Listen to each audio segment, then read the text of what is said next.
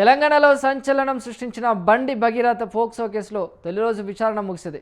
బుధవారం ఎంక్వైరీ ముగిసిన తర్వాత నిందితుడు భగీరథ్ను చర్లపల్లి జైలుకు తరలించారు. పోక్సో కేసును డీసీపీ రితిరాజ్ నేతృత్వంలోని సిట్ బృందం విచారిస్తున్న సంగతి తెలిసిదే. అయితే చర్లపల్లి జైలు వద్ద తొలి రోజు కస్టడీ తీసుకున్న భగీరథ్ను నేరుగా మొయినాబాద్ ఫామ్ హౌస్కు తీసుకెళ్లారు. అక్కడ సీన్ రీకన్స్ట్రక్షన్ చేశారు. అనంతరం డీసీపీ ఆఫీస్లో భగీరథ్ను సిట్ బృందం ప్రశ్నించింది. తొలి రోజు విచారణలో పోలీసులు కీలక విషయాలు రాబట్టారు. ఈ నెల 28న ఉదయం నిందితుడిని రెండో రోజు కస్టడీ తీసుకుని ప్రశ్నించనున్నారు పేట్ బషీరాబాద్ పోలీసులు.